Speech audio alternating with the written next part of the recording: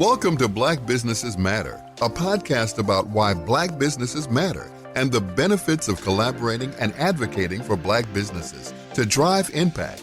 Each episode will cover legacy, hope, Black joy, funding sources, cultural shifts, equality, and so much more. We will provide inspiration and action while spreading some joy to a thriving community of Black business owners and leading thought leaders. I am Larvetta Lofton, your host and the founder of the L3 Agency. Known as the brand maven who transforms organizations with her storytelling prowess, meet Larvetta L. Lofton, host of Black Businesses Matter, a podcast about why Black businesses matter and the benefits of collaborating and advocating for Black businesses to drive impact. Alrighty, welcome back to another episode of Black Businesses Matter. I am over here stoked. I got some incredible women in the studio today. Hey guys, this is my first. As we build out 2025, I tell you all this all the time. What is the evolution of entrepreneurship? What is it looking like? What do we have that is trending from climate control? We see climate change. We see recycle, upcycle. I mean, there's so many changes that we're seeing. And so it's important that we're always learning about other things that are happening, how we can be better as entrepreneurs. But my next guest, they are co-authors. So they co-authored a book, and we've never had two people in the studio as authors. We've had couples here, but we've never had like two authors. And like they brought their whole thing, y'all. They got the book. They got the toy. Like, I got the whole thing. I wish y'all could see this. You you got all kinds of merch. And they are literally making sure that you all know about the purple turtle. And so I love this. So these ladies, I'm going to give you guys a little bit of their background, and then we're just going to dive right in, because I just think this book that they have, every little girl needs to have it. Every little boy could have it. Mm-hmm. Quite frankly, every school needs to have this book. Like, it is that, okay? I just want and it's my favorite color, purple. So I am excited. So I want to tell you about our author. There's two authors in here. It's Tonia Evans, and she is the co-author of The Purple Turtle. But what's interesting about Miss Tonia, which I love, is that she worked as an early childhood education director, and she found that, look, hey, this wasn't available to the kids that she was around. So her motivation was to co-write this and bring this classroom alive through, I want to make sure I got this, Grapie's Magical Adventures. Mm-hmm. And so I think that was important to really just bring this idea. But she also had a son through this. And so this kind of created that. So that's my author number one, right? Okay. Author number two is Tamera. Did I say it right? Almost. Tamera. See, that's because I know too many Tameras that is spelled like that. Well, I like the way that's pronounced, too. You do? So Okay. She cute, y'all. She real cute now. She real cute up in here with this cute hat. I just want y'all to know. Thank you. What is unique about the other co-author is that she was an educator she served as the CEO of a chain of successful childcare facilities in the Chicagoland area. And she went to Fisk University. Yes. Shout out to HBCUs. That's what we do. And so she holds a graduate degree from National Louis University in early childhood leadership and advocacy. And so literally they came together because God literally ordained them to come together and produce this amazing product. And so welcome to the show, guys. Thank you so much for having us. Oh my gosh, I'm excited. So what I want you guys to know is, I want to say this because one of my last guests, a lot of our guests we've been talking about is about authors, right? Mm-hmm. This idea that are people still reading books, right? Are people still thinking that books are still a thing? And that's not the case, because we've had a whole bunch of authors this season. So that's not true. And many of them are launching books, right? So when you guys were building this, did you ever think that? Did you ever think, like, people aren't reading books? Well, I don't think that we thought that people weren't reading books, but you would think that as a culture. because we were banned from reading for so long that we would be the most avid readers in the country or in the world. Yeah. However, that's not the case. We're in an information age, and so we're more e-books. But I wanted to, and I know that I'm speaking for Tonia too, I want kids to be able to turn the pages. I want you to feel the book, because it's an experience in and of itself. And the illustrations are It's beautiful. for us, by us, that look like us. And the reason for that is because we were seeing such a gap in Black children in print. Yep. So we're reading in the classrooms. We encourage parents to read at home. We encourage parents to extend the day of learning at home. But quite frankly, they're so busy, some of them having 2 and 3 jobs just to make ends meet. They don't have time. Yeah. So if the children can read for themselves and then read to the parents, then we flip the script like we planned. Yeah. And I love that you all didn't let that, what is a trend or a lie or myth that people are reading, or letting that, because they said if you put it in a book, right, you give it to Black people, you just, if you don't want people, right, well, I don't the best way to hide it. The best way to hide it is put it in a book, right? And so it's facts though. It is. But you guys are disruptors, because I believe anytime people who start a book, you didn't sign up for that. You didn't sign up for that because you clearly know that, no, I create a book for people to be seen, because the beauty in this illustration. Okay, so guys, let me just say this. I know this on audio. She's got 2 cute pigtails, like 2 Afro puffs. It looks like my niece, like literally she wears Afro puffs like this. And I think that's the first thing. And then she's holding, okay, so let me make sure I said it. So she's holding what you guys would call, in my generation, Smurf, right? It was like right, Smurf. And so this is called Grapie. Like grapes, purple. But purple grapes. Oh, Grapie. So tell me the vision behind Grapie. The vision behind Grapie was Modi parents, and I said parents. That book also depicts that we Black African American children still have 2-parent households. And she wanted a birthday gift, and they didn't want to give her the ordinary dog, cat, bird, what else? Fish, turtle. No, not turtle, fish. Not turtle. Okay. And so she cried, was sad about the rabbit and everything. And her parents had gone to get her the perfect gift or / pet, which was Grapie. But behind that, the parents didn't know that Grapie has magical powers. Now you have to get the book and the turtle. We can't give out the rest. Oh, I love that.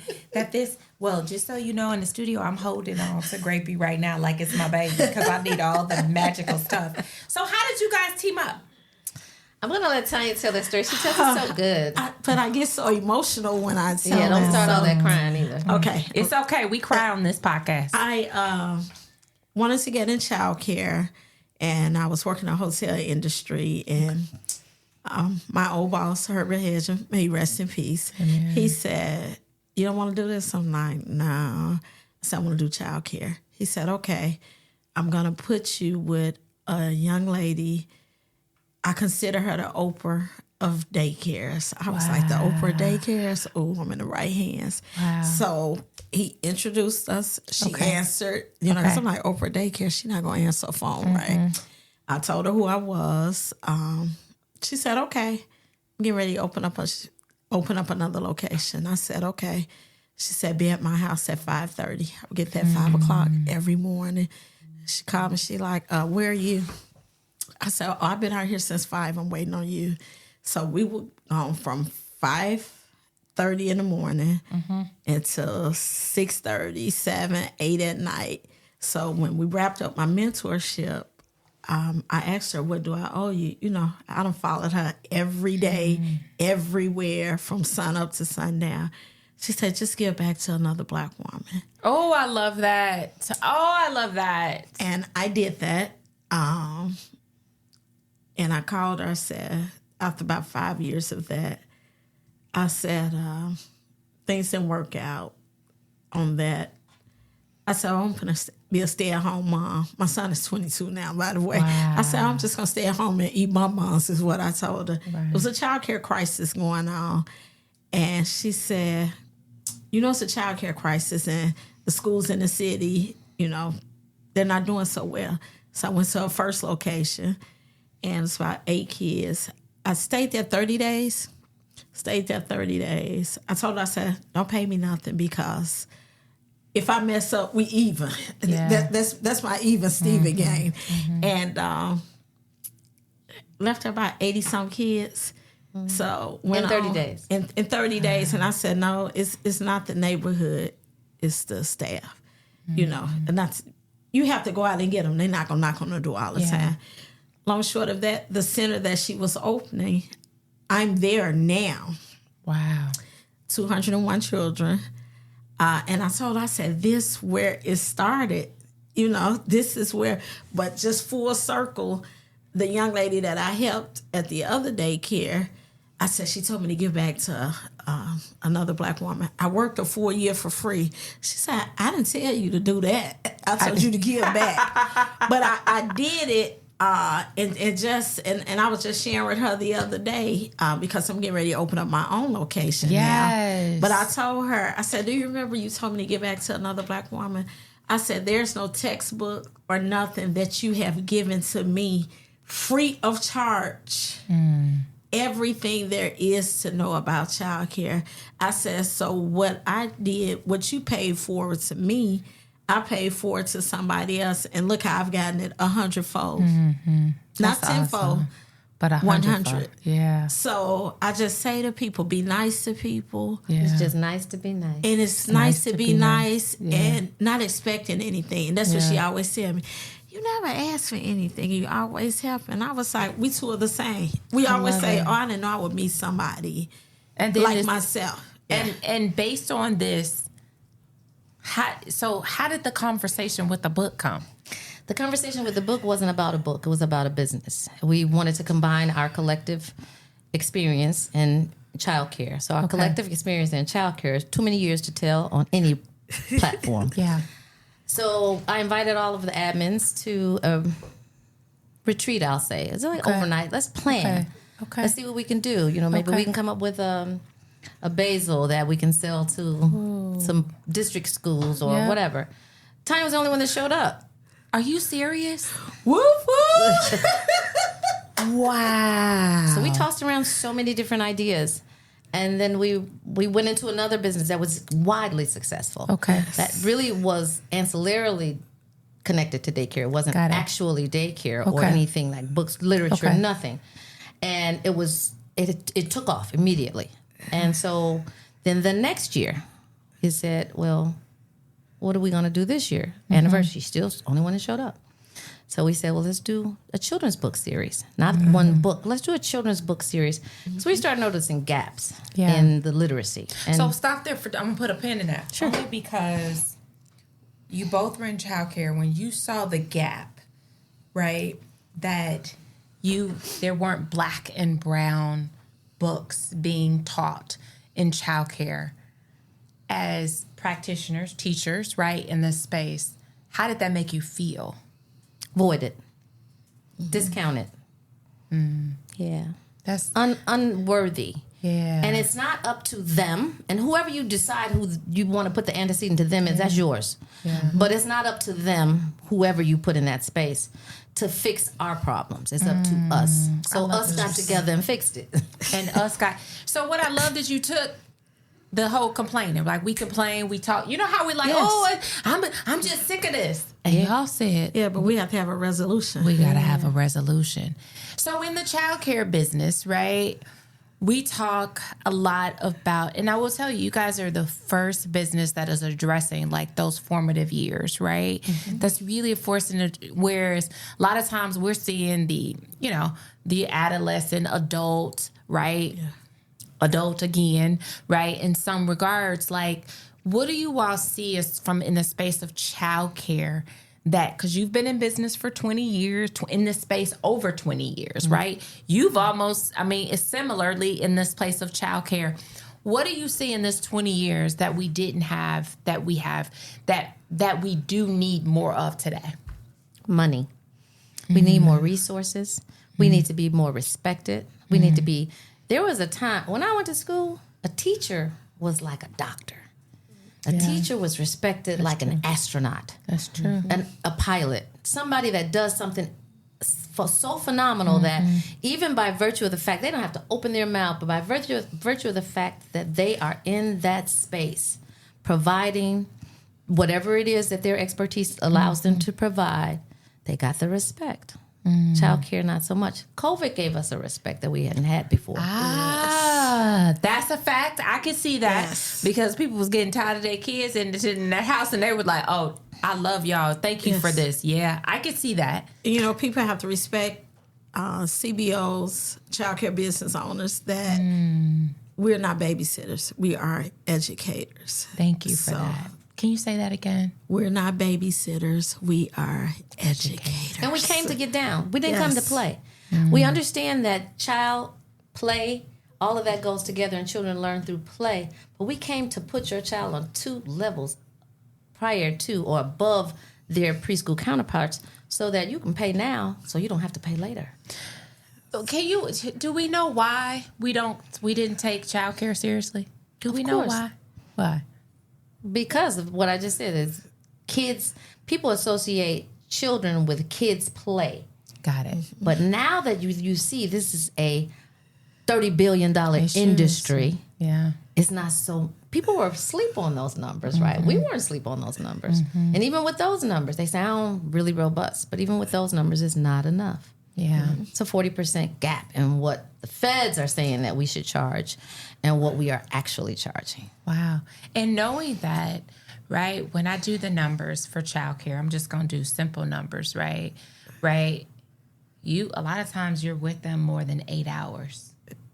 9 to 12. Yeah. I have some open to closed children because their families have to get out there, and by the time travel time to work, picking up another child from another school or grandparent, yes, they're there from open to close. And to think that you're not being paid adequately, right?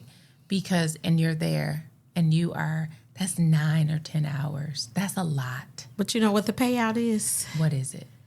You have to have the passion. Childcare never pay you enough to be in this business. It comes with the passion. You know, we all go to work to get a check, but it also is the passion. And knowing that you're instilling in the children, you seeing a product of what's yours. There's some top-tier children have come out of Premier Child Care Centers. Premier Child Care Centers is a woman-owned, Black-owned. How important is that to the development of a young child, seeing that? Well, this on a surface level. Yeah. I say surface, but it's really subsurface. When you see all of these books being banned, and typically the ones that are catering to the history of Black and brown children, it's up to us to fix us again. And you said, and I think that's a powerful statement. It is so powerful because I think we are all wanting the handout. We are all wanting someone to fix us. And you guys have said, no, we're going to fix ourselves and we're going to create a book. So, well, you can't heal where you hurt. You broke us. Yeah. How would we ever think that you would want to fix us? When I tell you all, so is this in libraries? It is. Okay. We're even in London. Y'all in London? Yes, we're in London. The Purple Total? We're in London. We're in Seoul. And is it Modi's? Korea? Modi's or is it Modi's? Modi's Magical Adventures. I love this. And book 2. Book 2. And so illustration. Who did your illustration? It's a young lady that came out of the Ukraine. Oh wow! She did an amazing job. An amazing job. The purple. I mean, you guys, this is gorgeous. When I say gorgeous, like gorgeous. I did this for someone else, and I didn't do it for our last guest, but I'm gonna do it because I think of this. So I'm gonna read the first page, if you guys don't mind. Modi loved being outdoors. She smelled every flower she passed. She named the birds and the squirrels. She even loved the grass. She tended to the rose bushes and the trees who kept her busy. She walked and talked in the backyard with nature until she was happily dizzy. Their beauty made her smile with their aroma and beautiful sights. Even when it was gloomy outside, their colors shine bright. So as I was reading this, I I was inspired. So I'm just saying, like, this. So as a little girl who loved to read, like this, I love to read, and I actually love to read. And you read well. Thank you. Yes, you do. And I love to read out loud because I was a girl that needed to hear it to get it. I couldn't, like, reading silently didn't work for me. Like, so my mom would be like, well, just read it out loud and you then take your notes. And it worked for me. Mm-hmm. And so creating that space and understanding, like, so I think it's because you had parents that read to you what? Out loud. So in your minds, that was what worked for you. And so that idea of this, but the one thing that books, I believe, and I think you guys are maybe onto something. I think you guys are like the Dr. Seuss for Black people. And I'm saying that. The purple Seuss. Like, so for real. And let me tell you why. Because when I read the book, I was inspired. Dr. Seuss, I can still read that book today and still be inspired. Yes. Mm-hmm. And so I think that's the thing. So one of the things that, as I was just reading, was that kids don't go outside as much as they used to. They can't. Right? So having this to be able to make outside beautiful, you've actually changed a narrative. Mm-hmm. They have to use their imagination. That was the... Oh, I got it. Yeah. But understanding, though, through our imagination, it helps us to feel less fearful, right? Less fearful to what can happen, because there's a part where, like the Tooth Fairy was imagination, right? Yes. Definitely. So in your mind, you like, well, I don't care if the tooth fell out because I'm going to get the tooth. I'm going to give me some money. I'm looking for that $5 under the pillow. So I think from there, it allows for us to be able to bring something that's a scary feeling into something that's magical, right? So when I think of this book and the fact that you all have merch, so tell me this, like the merch piece, where did the inspiration come with the merch? Well, it started with her sister said, you know what you all should do? Oh, did she make that face too? She said it just like that because she's animated. I love it. I love it. You know, when people twist their face up, they're passionate about the next thing that's coming out their mouth. Yes. You all should make a perfume for kids. A perfume. A cologne for kids. And so we were at the Women's Black Expo. Okay. And so we ran with it. Okay. And the reason we ran with it was because, number one, it was a great idea. Number two, when kids go outside, and they go outside every day, it's mandated by our DCFS licensing that they go outside every day, and they come in different than they went out. They smell like outdoors. We were like, we can kill two birds with one stone. Yeah.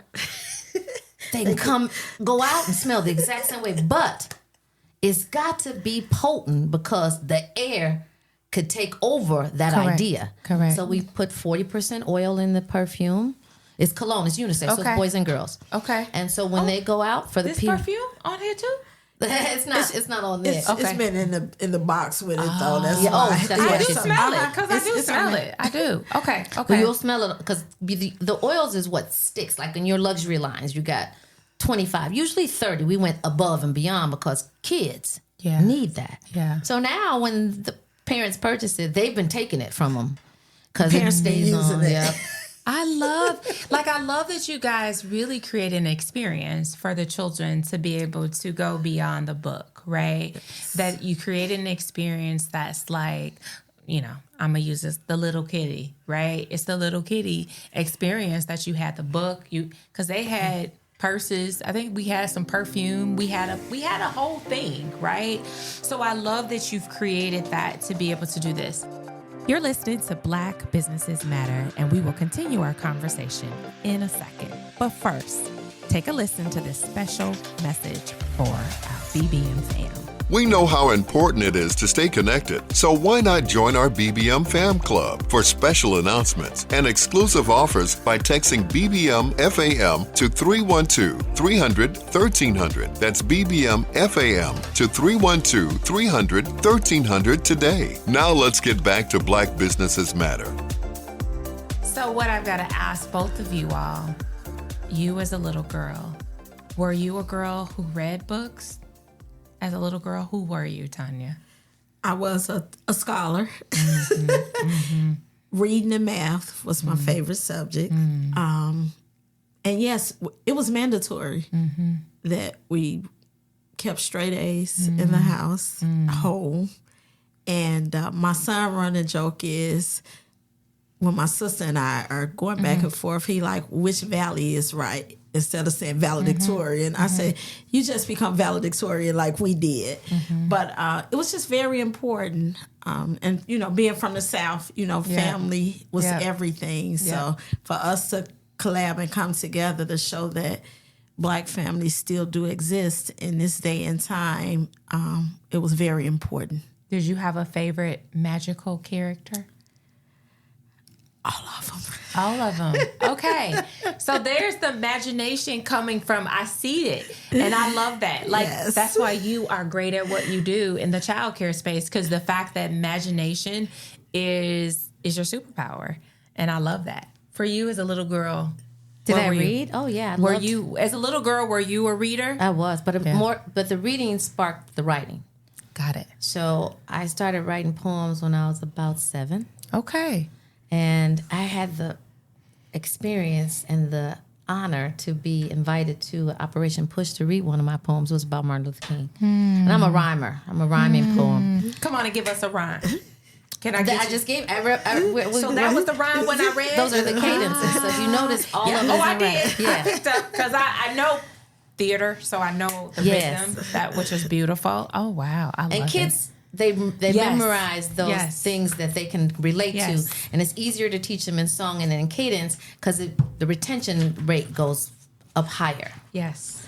So I like that. Now in school I learned all of these different types of poems, but I like the rhyming ones. You love the rhyming, and I did too. Yeah. I love the haikus and all of that. Yeah. Exactly. I love all that. So I love it. And so Grapie, which I love, is a fictional character. So I want to make sure everybody's a fictional character, but it also goes along with the book. So you can purchase Grapie, right? Am I correct? Correct. And how can you purchase book and Grapie?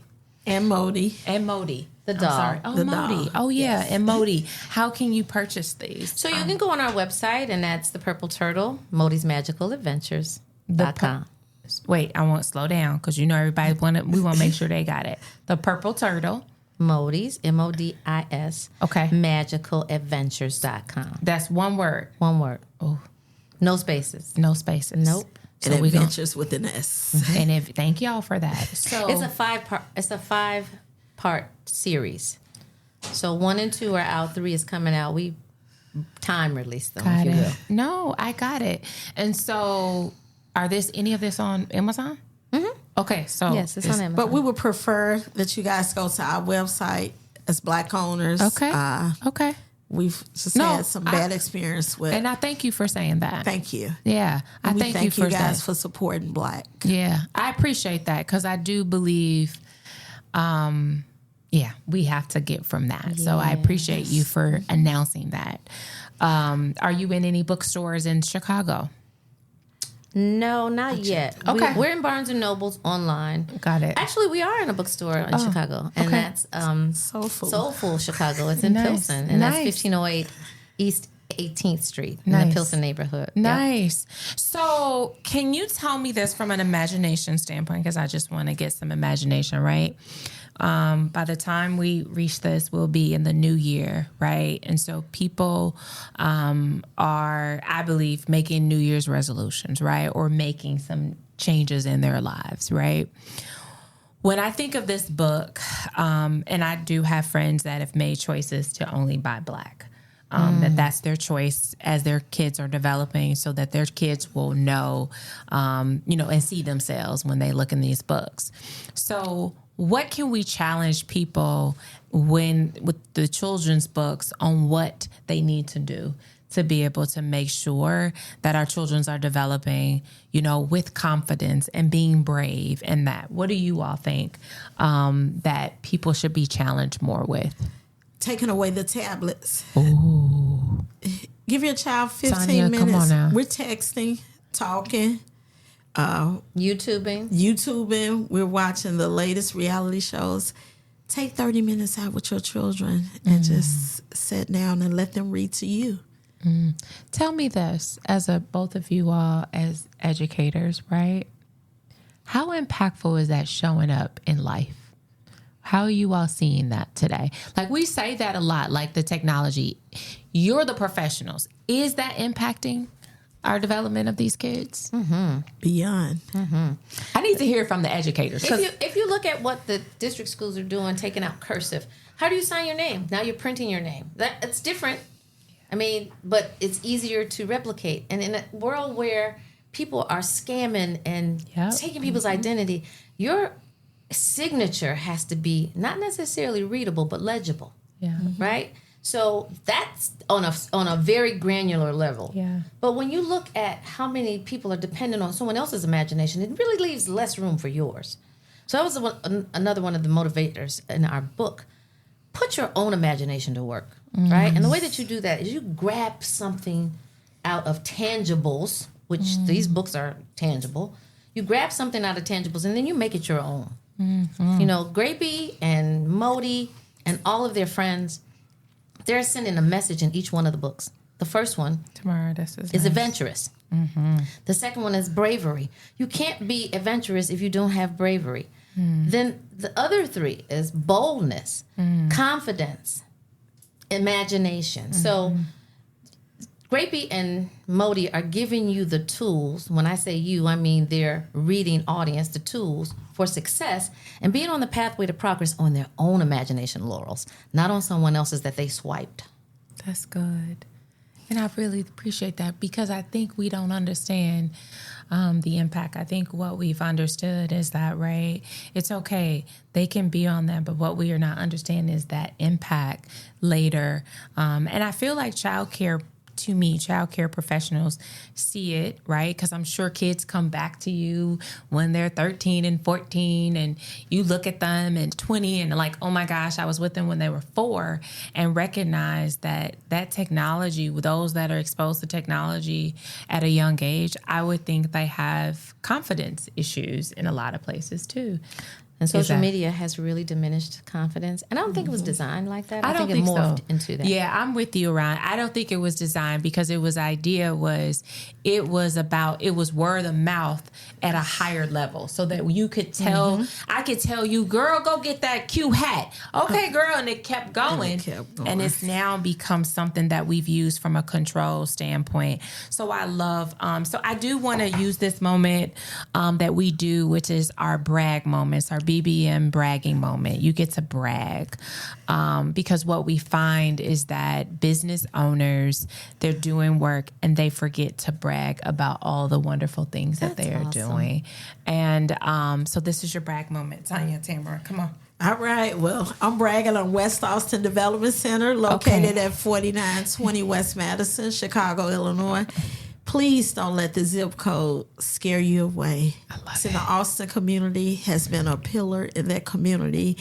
And to all the listening audience, you can call any grammar school around there. The number one problem that they have with our children who transition from our center, we teach 2 grades up, so they already know the kindergarten. They're writing past CPS and charter schools 50. Our kids writing 100 and up. They're writing their names, they're spelling their names. They're speaking 5 languages, and it's just awesome. So that's my woo-woo bragging moment. Go, Tonia. I love it. And she did it so freely, y'all. She did it, didn't she? She was like, oh, you ain't say nothing but a word. I'm about to brag. I've been waiting for this segment. Honey. I love to brag about the scholars. I love it. Anything bragging about you? Anything you got going on that you want to brag about? Well, me being me. Okay. It's all about the children for me. I know it is for you. Yeah. Just have the amazing son I have. Okay. I'm getting ready to fly out to go see him. He's in college. Nice. Being scouted for basketball. That's awesome. We on that D1 way. Oh, that's and straight A's, I might add. And straight A's. Because his mama is a what? Scholar. I'm just saying. You know, you can't become a scholar unless you were born. You can't be what you can't see. So tell me, Tamera, what's yours? So I am so excited about and proud of the fact that we took a book idea and put together a whole doll, which is an inanimate person that we give animation to. And then all the merchandise, like that was an arduous task, right? And when I look at Disney and all the YouTube channels that are geared toward children, and they've got all kinds of merchandise, but in the minority space, in the Black space, we're lucky to get a book out.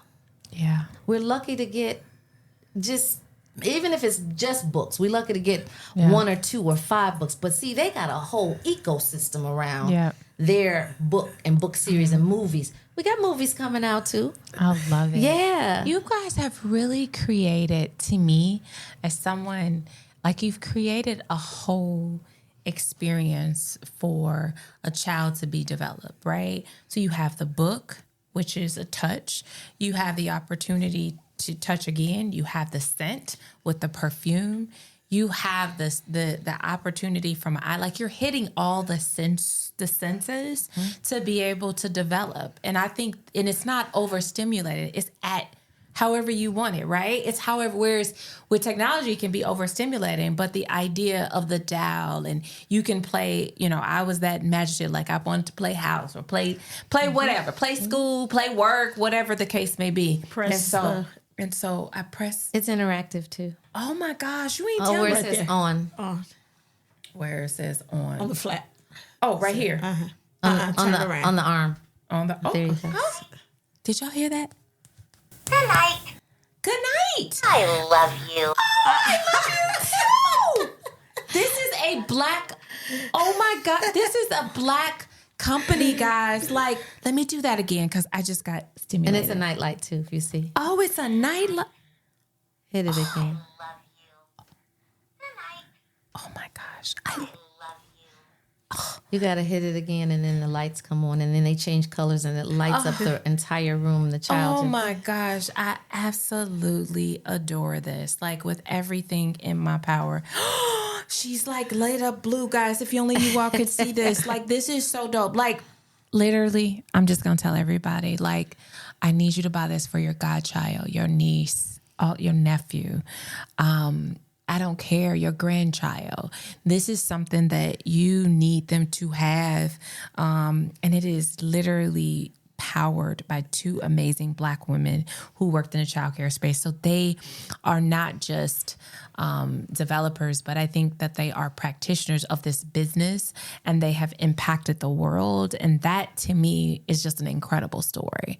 It's just incredible. Like, I am getting chills, just the fact that you guys came together to build something that could really help develop children to be whole children and not half children, because that's it. With no jealousies. Another thing that I think that we don't really pay attention to is our sister circle and how powerful our sister circle can be. Facts. And when we put our heads together, we're so much better together. Man, I think we've been saying this idea of unity and uniting together. We can do way more. And honestly, we could actually profit better that way too, right? So thank you for acknowledging that, because it is beautiful that 2 sisters came together in a space, and there was a mentorship opportunity, then a whole and then it was a whole business that came out of It's it. an enterprise now. It's an enterprise. enterprise. It's an enterprise. We're not playing no more. We mentorship. We in an enterprise business. Right. I love it. That's become a fan favorite in our special needs community, because the children, number one, you can take it on the plane and you don't have to register it for $75. Number 2, it's very, very soft, and It is soft. We did a book read at a public school, and we had a special needs child there, and you could see how he gravitated to it. So it's the lights, it's the softness, it's the cushion, it's that calm that special needs children need. Well, I'm about to purchase. I'm going to get this first. Well, we brought that to you for a gift. Oh, y'all did? Oh, Yes. Oh, I'm really excited. Y'all. It don't take much when it comes to Black businesses that I think that are novel, that are changing the way that we really look at now learning. And I think you're impacting the way that we learn. And there's Black people that are behind it to be able to do that. So I think that's incredible. So I do have to ask this, because we do ask every guest, why do Black businesses matter? Because Black people matter. And I look at the Tyler Perry blueprint, right? Yeah. He made $1 billion with a B dollars. Would it be? Off of black people. He that did. shows us that's $261 billion that circulates throughout this whole U.S. economy does not depend on anyone outside of it. And so if we actually take a page out of his blueprint, we will stop catering to other ethnicities and really start to respect and gravitate to our own, because we can make us where we need to be. He is the example of such. True. Not Oprah so much, because Oprah was in a more eclectically cultural base. But Tyler Perry, when white people didn't know anything or didn't respect anything about his movies, wouldn't put them in 500 movie theaters like they do normally in other movies, he said, okay, I'm going to start with what you give me. And then they were begging him for more theaters. And that's how it grew. So, however you feel about Tyler Perry, that's here nor there. But the blueprint is what I want you to feel. Absolutely. That's what I want you to look at. Absolutely. What do you think? Why do black businesses matter? Well, it matters because we are one of the races who spends the most money in the world. Black dollars matters. I think about Chinatown. You see how they all in one space. You go to Little Village, they're all in one space. That's true. And we go and patronize. Why can't we patronize each other as black business owners? And dispel that misnomer about, that's why I don't fool with black businesses, because they don't do this, they don't do that. You don't know what they did to get to opening up and putting that shingle on that door. I agree. Give the grace that you give to the Asians when they give you funguses, and you still go back and get another one. That's and you true. don't put them, you don't blast them, you don't Google blast them. That's true. So give that grace. Because remember, they had 200 years of jump on us. I'm not bashing anybody. Correct. And you're not. I'm not. You're All not. I'm saying is that our focus needs to be on us. I agree. Because no one else is focusing on us in a positive light. You got Black Friday. People are like... You're not even spending black money. You're not spending your money with black businesses on Black Friday. I think they named it appropriately. I think they did too. Do what they say you're supposed to do. That's it. That's a word. That's a word. Because I've always said Black Friday should be, black, It black. should be black. Black, It black, should be black. But you black. all know where it came from, right? Yes, okay, do. so we know that to be case. But nevertheless, I'm with you on that. And we can't even say black because we say African Americans for everything. So that's a whole nother story for a different episode. But nevertheless, I appreciate...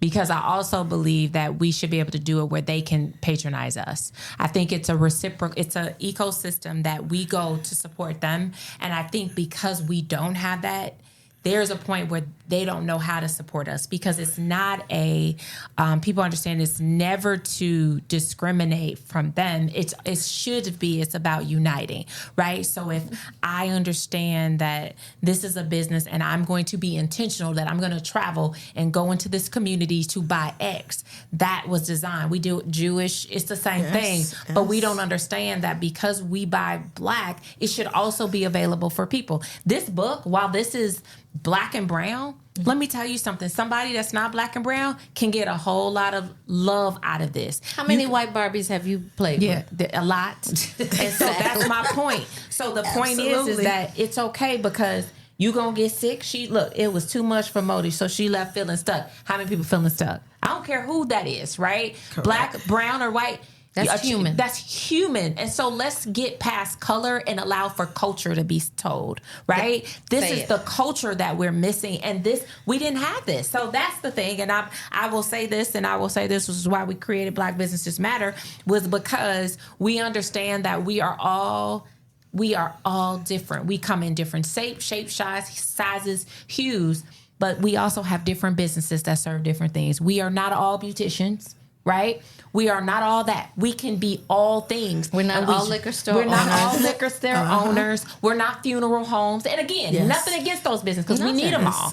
But that is the most important thing. So as we close, we're not all athletes. And we're not all thank you for that. We actually are not all athletes. Let's be real on that one.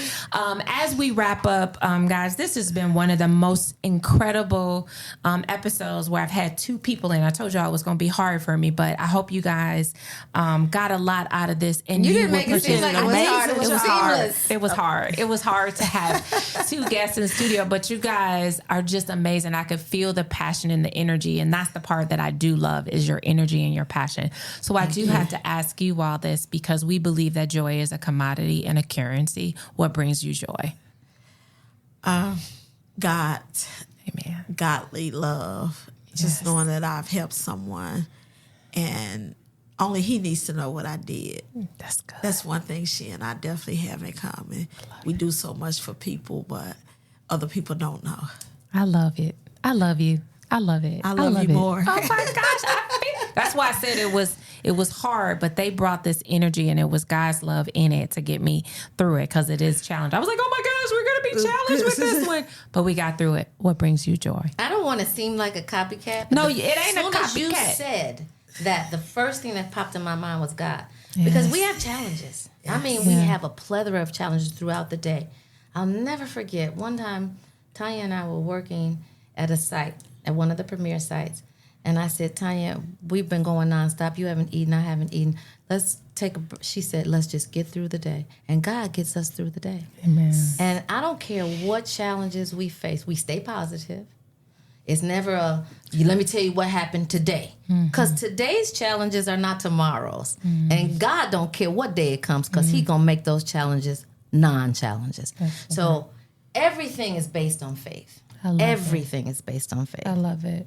I love it that we're being, which is why we asked that question, because we believe that we should no longer, we should have permission to talk about the joy that we have in the work that we do and the businesses that we create. We haven't been. For a lot of times we've had to stay muted. We can't speak on that. And so it's important that we understand that here, joy is honored. Joy is warranted, whatever that joy is, because it is a commodity and it's time for us to be able to share our joy, right? Yes. I love that commodity and a currency. It is. It is definitely that. So before we wrap up, say the website. The Purple Turtle, Modi's Magical Adventures. It's book one. It's the entire title. The Purple Turtle, Modi's Magical Adventures. So you might ask, why is it so long? Who knows? That's what they had available. I love it. And we took it. Oh my God. So here's the thing, guys. Let me tell you something. How many of us Google? We Google. Yes. So bet you're going to get the Purple Turtle. So you got the Purple Turtle. So put that into Google right now. Purple Turtle. Then I want you to put Modi's. That's MODI''S Magical Adventures. So you're going to put all that in Google. Okay. You can actually speak that into Google. So you're going to do that and they're going to pop up and they've got a whole series of things that you can purchase for your loved ones, for even your coworkers who have children. Like make this thing, like when I think of this as it could be on Michigan Avenue and it's a whole experience and you walk in on Michigan Avenue. Okay, see what I'm saying? That's what I'm We're saying. at the water tower. So they've been at the water tower. So when you walk in there, I feel like this is a whole experience. Like you have Legoland, like Modi's Land. I know it's coming because I know how y'all think. It's in the making. I already knew. No, but you know what? One of the beauties that I love about this business is, I think we touched on it a little earlier about Black businesses and why Black people don't even support Black businesses. Yep. We get those books out on time. The second that our team, they put them in the packaging, it's coming to you ASAP. It comes to you boldly, brightly. It's beautiful. The packaging is beautiful. And the shipping is reasonable, but it's fast. Okay. So y'all heard it there. Y'all heard it here. And I'm going to say this. Keep an eye on them because I promise y'all they're going to be doing big things. So make sure you stay in touch. Is there social media handles that you guys have? Do you have any social media? Can you give that? The Purple Turtle series for the books. Got it. And then Tammy T. Fair for me personally. Perfect. Basketball Mom 0920. Perfect. All that's Instagram. All that's Instagram. All right, guys. Hey, let me say this. This was a challenge for me, but we got through it because God was in the midst of it. So thank you. Yes. Thank you for that. And I just want to say, you all, this is the hotness that we're bringing in this season of things that you guys have never heard of, the things that are just being created, and just keep rocking with us because you all know we've surpassed 100 episodes because of you. So thank you all for tuning in to another episode of Black Businesses Matter, and see you next week. Bye-bye. Thank you for having us. Y'all. You're amazing. We haven't had two guests since the Love and Entrepreneurship series, and I was super excited about having Tamera and Tonia. They are a masterclass in teamwork, and they really bounce off each other so well. They were so intentional when they created the Purple Turtle, and as an aunt of 7, when I saw the book and the plushie and the doll that accompanied it, I just knew it was something that my kids should have. They really centered children in the creation of this. So, to all the parents, grandparents, aunts, uncles out there, take a moment and reflect. How many of your children's books are written by Black and brown authors? Whatever the number is, there's always room for more. Be sure to grab your copy of The Purple Turtle, Modi's Magical Adventure, and pair it with your very own turtle plushie or Modi herself to truly bring this story to life. Join our community by texting BBM Fam to 312-300-1300 and stay connected. And make sure you visit our website to secure your very own copy of the BBM Mag to find more Black-owned businesses just like this one. Thank you for joining us. The Black Businesses Matter podcast is produced by the L3 Agency, a culturally sensitive influencer, marketing, and communications firm in Chicago, where relationships are our currency, passion is our profit maker, and people are our bottom line. Follow us on Instagram at Black Businesses Matter.